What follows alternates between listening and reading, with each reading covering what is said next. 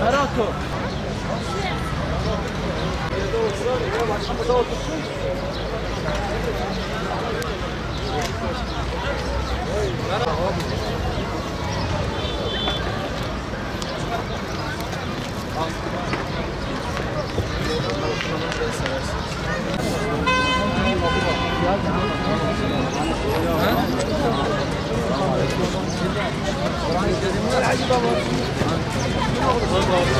İbrahim.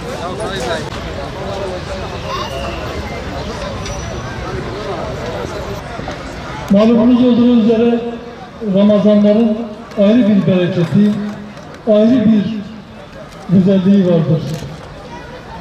Bu güzelliklerden bir tanesi de farklı yapılara mensup olan, camiye ve cemaatlere mensup olan insanlar bu mübarek Ramazan ayında küslükleri varsa küslüklerini unuturlar, kırgınlıkları varsa kırgınlıklarını unuturlar ve böylece bir araya gelirler. Camide aynı safta saf tutup beraber teravihlerini kılarlar. Aynı şekilde iftar sofralarında yan yana oturup iftarlarını açarlar. Bu bir birlik ve beraberliğe sebep olmakta. Güzel bir davranış sergilemektedir. Bugün fakir olan insanın Ramazan'da rahatça doyduğu, kimsesizlerin, açların, yetimlerin, aç olanların doyduğu bir aydır.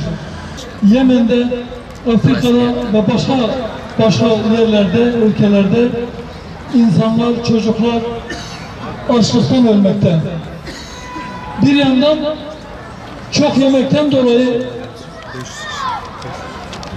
mide fesadı geçiren bazı Müslüman ülkeler diyeceğimiz Müslüman ülkelere mensup olan insanlar varken diğer yandan da aynı dine mensup olduğumuz ama açlıktan ölen insanlar var. Bu adaletsizliğin giderilmesi lazım. Bu mağduriyetin giderilmesi lazım. Yine aynı şekilde İslam coğrafyasında ve Orta Dünya'nın başka yerlerinde açlıktan ölen insanların olduğu bir dünyada Amerika gibi ülkelerde ise fazla yemekten, tokluktan, obeziteden insanlar ölmekte. Yaşadığımız her saatte birkaç insanın açlıktan öldüğü bir dünyada diğer taraftan yine aynı şekilde fazla yemekten, şişmanlıktan dolayı, obeziteden dolayı ölen insanlar söz konusu. Bu da İslam'ın adaletinin yeryüzüne hakim olmamasının bir sonucudur. İslam'ın adaletinin yeryüzüne hakim olması da Müslümanlara bağlıdır. Müslümanlar vahdete erebilirse, birlik ve beraberliği yakalayabilirse, ümmet şuuruna erişebilirse o zaman emin olun ne İslam coğrafyasında aç insan kalacaktır ne de yeryüzünde dünyada aç insan kalmayacaktır. Bu adaletsizlik giderilmiş olacaktır.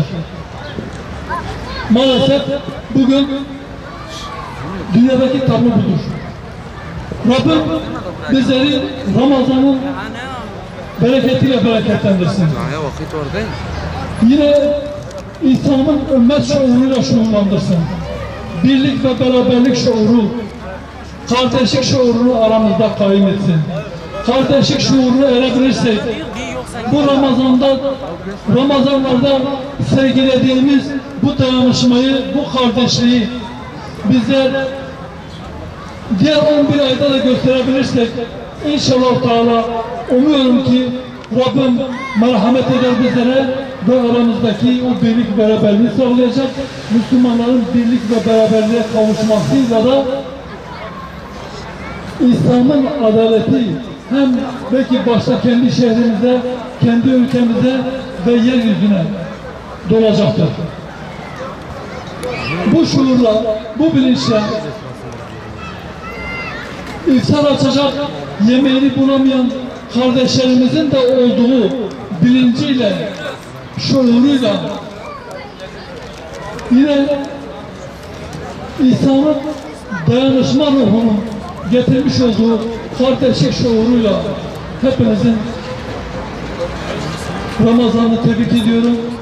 Bu içinde bulunduğumuz son 10 günün bereketinden istifade etmenizi Allah'tan niyaz ediyorum. Şimdiden oruçlarınızın kabul olmasını diliyorum.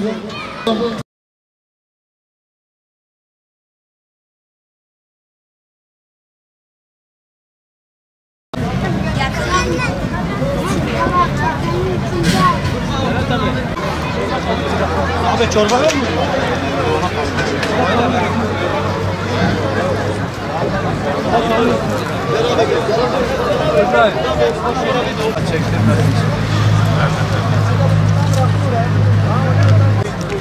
Bir daha afiyet olsun. Sağ ol Sayın Başkanım. Allah razı olsun. Teşekkürler.